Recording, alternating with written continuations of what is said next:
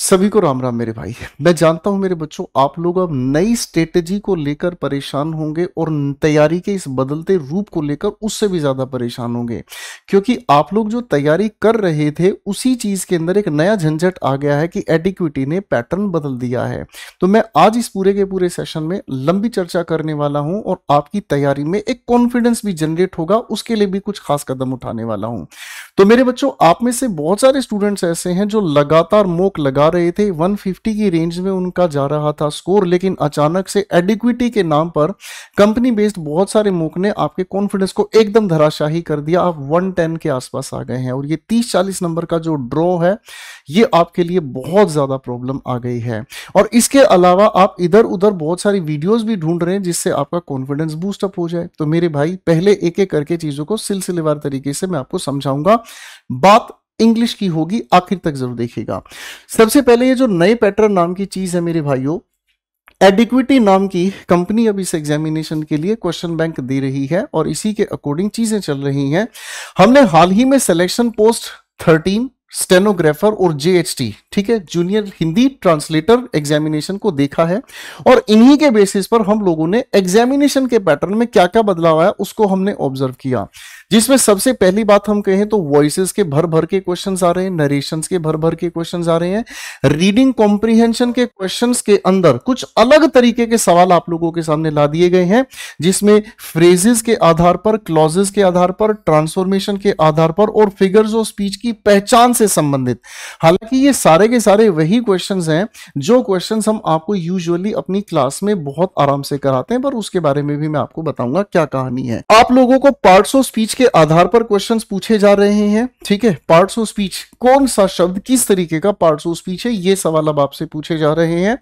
Parajumble ने तो ऐसा कोहराम मचाया है, या तो क्वेश्चन पूरी तरह इजी आया या फिर पूरी तरह से ऐसा हार्ड क्वेश्चन आया जिसके अंदर लिंक डिटेक्ट ही नहीं हो पा रहे हैं, क्योंकि एक ही ऑप्शन के अलावा दूसरा ऑप्शन भी अपनी जगह वैलिड है। अगर किसी इंसान ने हाथी को देखा, अगले ऑप्शन में देखने की बात शेर के साथ भी हो गई, तो वो हाथी या शेर पहले किसको देखे, इसको लेकर आप बहुत ज्यादा कंफ्यूज हुए हैं अब एग्जामिनेशन में।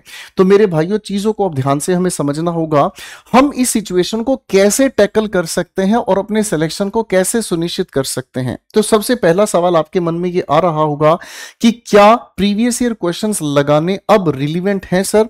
क्या प्रीवियस ईयर क्वेश्चंस को अवॉइड किया जा सकता है? क्या प्रीवियस ईयर क्वेश्चंस की जितनी भी हमारे पास बुक हैं, क्या वो अब हमारे लिए यूजलेस हो गई हैं? तो मेरे भाई, प्रीवियस ईयर क्वेश्चंस की जो बुक है वो रिलेवेंट है, लेकिन इन रिलीवेंट के साथ साथ आपको यह भी देखना है कि जो न्यू चैलेंजेस आप लोगों के एग्जामिनेशन में अब आ रहे हैं, क्या आपके न्यू चैलेंजेस को ये मीटअप कर पा रही हैं? क्या ऐसी किताबों से तो आप लोग नहीं पढ़ रहे हैं जिन किताबों के अंदर वो चीजें पहले से दी ही नहीं गई हैं, जिसके लिए अब ये सवाल आपके लिए चैलेंज होते जा रहे हैं? कैसी होगी ये बात मैं आपको समझाता हूं। न्यू चैलेंजेस का मतलब क्या होगा मैं आपको समझाता हूं। जो अभी मैंने आप लोगों को बताया, एक ऐसी बुक जिसमें फिगर्स ऑफ स्पीच की जानकारी हो, फ्रेजेस की डिटेल आपको दी हो, क्लॉजेस की पहचान, क्लॉजेस बनते कैसे हैं, noun clause, adjective clause, adverb clause किस तरीके से पहचाने जाते हैं, और ट्रांसफॉर्मेशन का मतलब है टू के रिमूव करके आप सो दैट में इसे कन्वर्ट करके दिखाएं। सर, कंपैरेटिव डिग्री को इस तरीके से लिखा जाए कि वो पॉजिटिव डिग्री में तो लिखी जाए लेकिन उसका मीनिंग नहीं बदला जाए, समझ रहे हैं? ये जो चीजों के ऊपर अगर आपकी बुक है, अगर आपके पास फिगर्स ऑफ स्पीच किसी बुक में डिटेल में दी गई है जिसके अंदर पार्ट्स ऑफ स्पीच को आराम से पहचानना आपको सिखाया होगा, भरपूर पैराजंबल्ड क्वेश्चंस आपको दिए हैं, तो आप लोगों के पास ऐसा स्टडी मटेरियल होना चाहिए, ठीक है बच्चों। उस न्यू चैलेंजेस के बारे में मैं बात करूंगा। आप मेरे बच्चों, जरूरी नहीं है कि मेरे सिलेक्शन बैच से ही पढ़े हो, बहुत सारे टीचर्स से आप लोग पढ़ रहे होंगे मेरे भाई। हर टीचर आपके लिए मेहनत करता है, शिद्दत से आपको पढ़ाता है। जिस भी टीचर से आप पढ़ रहे हैं उसकी क्लास को इन डेप्थ रिवाइज करना बिल्कुल ना भूलें। मैं अपने बैच में जब भी कोई भी टॉपिक पढ़ाता हूं तो पहले उसकी बेसिक्स क्लियर करता हूं। जैसे मान लीजिए एडजेक्टिव्स की हम बात करते हैं, तो एडजेक्टिव किसी भी लिखे हुए सेंटेंस में किस तरीके से पहचान पहचाना जाता है उसकी 3 तरह की प्लेसमेंट्स होती हैं, एट्रीब्यूटिव है और प्रेडिकेटिव है और एक पोस्ट पॉजिटिव है, और तीनों के अंदर किस तरीके से मीनिंग में वेरिएशंस आ जाती हैं। तो इन चीजों पर हम पहले काम करते हैं, फिर उसके बाद अरेंजमेंट, उसके बाद एडजेक्टिव के टाइप्स और उसके बाद करेक्ट यूसेज पर हम पहुंचते हैं। जब हम पहले बच्चों को ये चीज कराते थे तो बच्चे सबसे पहले उतावले होकर ये पूछते हैं सर पेपर में क्वेश्चन कैसे आएगा। आज उन सभी बच्चों का कॉन्फिडेंस उस लेवल पर है, उन्हें ये महसूस होता है कि सर ने हमारे लिए जो बेसिक्स क्लियर कराए ना, उसी के आधार पर हम पार्ट्स ऑफ स्पीच को आसानी से पहचान जाते हैं। ठीक है, तो इन डेप्थ रिवीजन करना बिल्कुल नहीं छोड़ना, do not skip the basics. जो बेसिक्स वाला पार्ट है कोई भी टीचर आपको पढ़ाएगा 100% आपके लिए एफर्ट्स लगाएगा, उसको बिल्कुल भी इग्नोर नहीं करना। दूसरी बात, जब भी आप कोई मॉक लगा रहे हैं तो मेरे बच्चों आपको ना अपनी टाइम की एक स्पीड मेंटेन करके चलनी है। कैसे टाइम बाउंड प्रैक्टिस करनी है, 7 से 8 मिनट में इंग्लिश को निपटाना है। अगर आप 8 से 9 मिनट या 10 मिनट की तरफ जा रहे हैं तो डेफिनेट सी बात है आपका ये जो टाइम स्लॉट है चैलेंज हो जाएगा, आपको दिक्कत आनी शुरू हो जाएगी। ठीक है जी। अब मेरे भाई बहुत सारे यूट्यूब पर आपको ऐसी वीडियोस मिलेंगी जिनके अंदर क्लिक बेट्स मिलते हैं। क्लिक बेट्स का मतलब नए पैटर्न के आधार पर ये सवाल है, आप उसके ऊपर लालच में आके क्लिक तो कर देते हैं, पर वही पुरानी शराब नई बोतल में आपको बेची जा रही है। वही एक्सपायरी डेट की दवाएं लेबल चेंज करके आप लोगों को दी जा रही हैं। ठीक है, पहले से ही हम दिमाग से बीमार हैं, अपने लिए एक सॉल्यूशन ढूंढ रहे हैं और उस वीडियो को देखने के बाद और ज्यादा हम बीमार हो जाते हैं। तो ऐसी क्लिक बेस्ड जो हमारी वीडियोस हमें देखने को मिलती है ना मेरे भाई, इनसे तो हाथ ही जोड़ लो और ऐसे चैनल से भी अपने आप को दूर कर लो। मेरी बात समझ रहे हैं? बहुत सारे ऐसे ज्ञानी विज्ञानी लोग हैं जो अपने सिर्फ एजम्पशन के बेसिस पर बच्चों को कंफ्यूज कर देते हैं और वो जाकर पेपर में मॉक टेस्ट में अपना स्कोर 150 से सीधा 110-20 पर लेकर आ गए हैं। तो मेरे भाई इससे आप लोगों को जरूर बचना है, ये आप लोगों के लिए बहुत ज्यादा खतरा होने वाला है, ये आप लोगों को मंजुलिका बना देगा। ठीक है मेरे भाई। अब मेरे बच्चों बुक्स को लेकर क्या कहानी है, यहीं से मैं आपको पीवाईक्यू के आधार पर समझाना चाह रहा हूं। देखिए मेरे बच्चों, आपके पास कोई भी बुक हो उस बुक को आप जज करें। मेरे पास आप लोगों के लिए एक बहुत अच्छी बुक है, इंग्लिश एक्यूमेन। ठीक है ना जी। इस बुक को हमने जब तैयार किया तो इस बुक को तैयार करते वक्त हमने एक चीज को बड़े ध्यान रखा। बहुत सारी बुक, जब ये बुक लिखी गई, बहुत सारी ऐसी भी बुक्स हैं जिन बुक्स के अंदर हर एक टॉपिक के 50, 60, 70, 80 क्वेश्चंस होते हैं। बच्चा वो लगा लेता है, उसे लगता है मेरा कॉन्फिडेंस इंक्रीज हो गया, मुझे लगता है इससे बाहर कुछ आएगा नहीं। तो मेरे बच्चे, जब हमने इस बुक को तैयार किया हमारा परसेप्शन क्लियर था। हमें हर तरह के क्वेश्चंस के मैक्सिमम क्वेश्चंस, एरर के अलग, फिल इन द ब्लैंक से अलग, इंप्रूवमेंट के अलग, और जो बेस्ट ऑफ रिसेंट एग्जाम्स के क्वेश्चंस हैं, क्योंकि रिसेंट एग्जाम्स में टीसीएस ने भी तो बिल्कुल लल्लू सवाल पूछे थे, तो अपन उसकी चीज की जरूरत हमें नहीं पड़ी। तो हमने वो सारी चीज इसमें अच्छे से मेहनत की, अच्छी खासी मोटी बुक भी इसीलिए ये बनी। अब इस बुक के अंदर हम लोगों ने पहले से ही एक सेक्शन बनाया जिसे रेफरेंस टॉपिक्स हम कहते हैं। अब उस रेफरेंस टॉपिक्स की अगर बुक के अंदर हम जो सारे के सारे टॉपिक्स को अगर देखेंगे तो रेफरेंस टॉपिक्स आपके सामने, चैप्टर 27 सेंटेंस का एनालिसिस। ठीक है भाई। अब सेंटेंस एनालिसिस आप लोगों के पेपर में पूछा जा रहा है। यहां वर्ब क्या, इसी को मॉडिफायर नाम से भी पूछा गया भाई। वर्ब कैसे, एडजेक्टिव कैसे, एडवर्ब कैसे, वो सारा इस एनालिसिस में आपके समझ में आता है। सर फ्रेजेस की सारी कैटेगरीज, जितनी तरह के फ्रेजेस यहां पहले से ही आपको दिए गए। क्लॉजेस के बेसिस पर जो क्वेश्चंस आते हैं, सारे के सारे तरह के क्लॉजेस की पहले से ही प्रैक्टिस वाले क्वेश्चंस के साथ प्रॉपर थियरी आपको इस बुक में हमने पहले ही दी है। Sir moods and verbs, mood के बेसिस पर क्वेश्चंस आ रहे हैं। जो ग्रेजुएशन लेवल का सिलेक्शन फेज हो उसमें मूड बेसिस पर क्वेश्चन पहले से अपन तैयार करे बैठे हैं। सर इंटरजेक्शन का कोई क्वेश्चन नहीं, लेकिन हमने अपनी बुक में पहले से ही इंटरजेक्शन को डिटेल में शामिल किया है आपके लिए। इसके अलावा कोलोकेशन, दूर दूर तक लोग इस टॉपिक को नहीं पढ़ते, लेकिन आपके पास एक बहुत अच्छी बुक है, इंग्लिश एक्यूमेन। कोलोकेशन का मतलब होता है बहुत सारी ऐसी वर्ब है जिनके बाद हम कुछ ऑब्जेक्ट्स को स्पेसिफिकली कोलोकेट करते हैं, ज्वाइन करते हैं, उसके बगैर दूसरी वर्ब गलत होगी। अगर कोई इंसान आपके सामने आकर ये कहता है आई डिड अ मिस्टेक, गलत हो गया। मिस्टेक के लिए आप कमिट यूज करते हैं, मेक यूज करते हैं। I made a mistake, I committed a mistake. तो ये वाले एरर अब आप लोगों को टफ लग रहे हैं, इसीलिए तो आप 150 के स्कोर से सीधा 110 पर आ गए हैं। क्यों? क्योंकि अब ऐसी ऐसी चीजें पेपर में पूछी जा रही हैं। हालांकि अभी के पैटर्न में ये क्वेश्चन देखने को नहीं मिलता, लेकिन मेरा पूरा दावा है इस बात का कि ये वो एरियाज है जहां जो बच्चे इंडियनिज्म के आधार पर तैयारी करते हैं, यानी कि इंग्लिश को हिंदी के आधार पर तैयार करते हैं, उनसे ये गलतियां हो जाती हैं। हमें इंग्लिश को इंग्लिश के एटीट्यूड से सीखना होता है। तो ये सवाल पेपर में अब आ सकता है सीजीएल में। मेरे बच्चों, पैरेललिज्म एक डिटेल्ड टॉपिक आप लोगों को दिया हुआ है। फिगर्स ऑफ स्पीच जिसके बारे में मैं बात कर रहा था, सिमिली है, मेटाफर है, ऑक्सीमोरोन है, हाइपरबोले है, एक्साजरेशन है, समझ रहे, इंटेरोगेशन है, दुनिया भर की figures of speech proper practice के साथ मैंने आप लोगों के लिए एक्यूमेन में दी है। प्रोवर्ब्स के बेसिस पर भी क्वेश्चन आप लोगों के अब सीजीएल में 100% आ सकते हैं, जो आप लोगों के लिए इस इंग्लिश एक्यूमेन में हमने डिटेल में सब कुछ शामिल किया है। अभी रुको, अभी सब्र करो, और भी बहुत सारी चीजें बताऊंगा मेरे भाई। अब मेरे बच्चों, बुक्स में एक दूसरी बुक है, आपके पास कोई भी बुक है, आप किसी भी बुक से वोकैबुलरीज पढ़ रहे हैं, हमें कोई भी दिक्कत आपत्ति नहीं है, आप पढ़िए, लेकिन पढ़ने को रटने से अलग करना। अगर आप सिर्फ रट्टाबाजी में लगे रहोगे वोकैबुलरीज में, तो मामला गड़बड़ हो जाएगा। हम लोगों ने आपके लिए एक दूसरी बुक तैयार की जिसका नाम है वोकैबविट्स, और इस वोकैबविट्स के साथ ये मिनी वोकैब है जो क्विक रिवीजन के लिए आप लोगों के लिए तैयार की गई है। अब इस बुक का सारा चैप्टर वाइज सॉल्यूशन आप लोग मेरे YouTube channel English with Gopal Verma पर देख सकते हैं, और हर एक पन्ने को पढ़ाया है मैंने उसमें, आप वहां से पढ़ सकते हैं, चाहे आप अपनी बुक ले सकते हैं।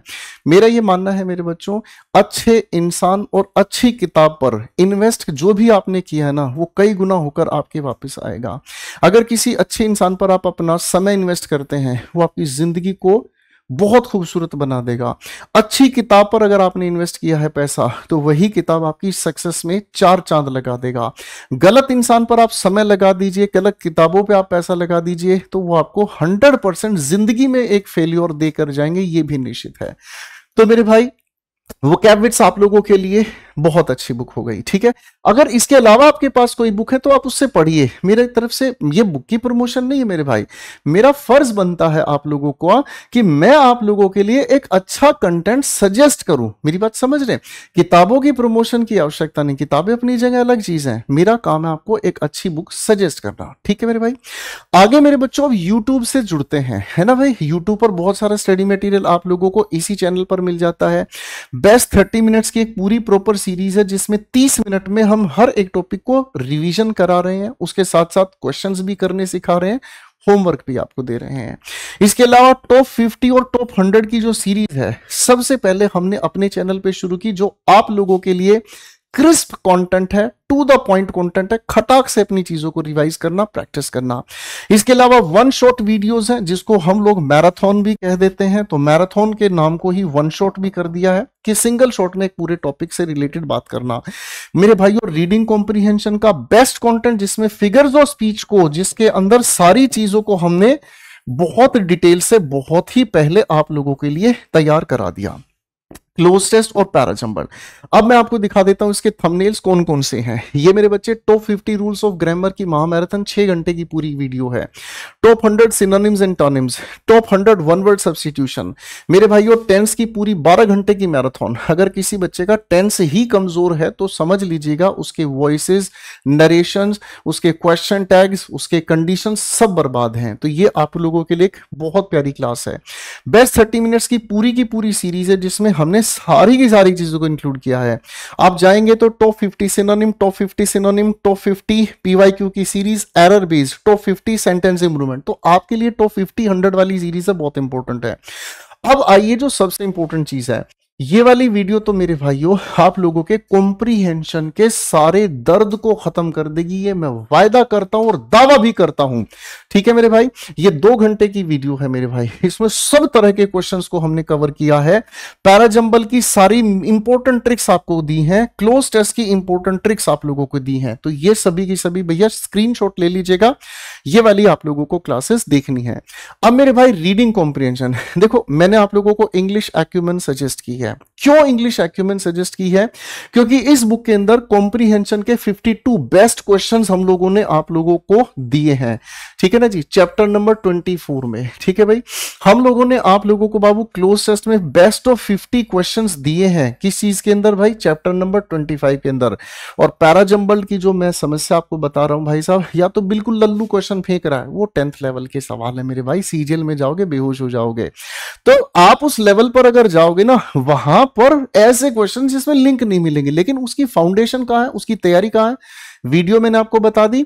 अब सेल्फ प्रिपरेशन करने के लिए आपकी बुक अपने पास है मेरे भाई, शुरू से ही आपके लिए ऐसी बुक तैयार की है कि एक बार आपने पैसा इन्वेस्ट किया हमेशा आपकी मदद करेगा। वरना मेरे भाई टाइम पास के लिए तो कितनी भी किताबें पढ़ो, ठीक है ना, पीवाईक्यू के ऊपर भरमार है, कोई भी किताब पढ़ो, आपका मन है मेरे भाई, लेकिन आपको कभी यह जवाब नहीं मिलेगा कि आखिर आपका स्कोर एडिक्विटी के नाम पर आते ही इतना डाउन क्यों हो गया, कॉन्फिडेंस इतना चरमरा क्यों गया, कभी आंसर नहीं मिलेगा मेरे भाई। पैराजंबल के 300 है ना, और इसके साथ बेस्ट 36 जो रिसेंट एग्जाम्स के क्वेश्चन है, 336 क्वेश्चन चैप्टर 26 में आप लोगों को दिए हैं। तो मेरे भाई हमारी तरफ से क्या कोशिश है, हमारी तरफ से आपके लिए बेस्ट कंटेंट की प्रैक्टिस कैसे आपको करनी है। इसके अलावा मेरे बच्चों, गोपाल वर्मा इंग्लिश नाम से आप हमारे व्हाट्सएप चैनल को ज्वाइन कर सकते हैं, क्यूआर कोड को स्कैन करें, जिसके अंदर आप लोगों को बहुत सारी क्विज प्रोवाइड की जाती हैं, ठीक है जी। इसके अलावा टेलीग्राम चैनल हमारा, ये वाला क्यूआर कोड आप स्कैन करेंगे तो टेलीग्राम चैनल पर आपको बहुत सारी पीडीएफ मिलती हैं जो सेल्फ स्टडी के लिए ही आप लोगों को दी जाती है, यानी कि उसके लिए आपको किसी पर डिपेंडेंट होने की जरूरत नहीं है। और मेरे बच्चों, आप लोगों का जितना नजदीक अब एग्जाम आ रहा है, उस एग्जामिनेशन से पहले मैं और भी सेल्फ प्रैक्टिस वाला सेल्फ स्टडी मटेरियल भी आप लोगों को प्रोवाइड करने वाला हूं। मैं उम्मीद करता हूं आप लोगों का स्कोर कम क्यों हो रहा है आपको समझ आ रहा होगा। आप उस कंटेंट से रिवीजन नहीं लगा रहे हैं जो आप लोगों के कॉन्फिडेंस को इंक्रीज करे।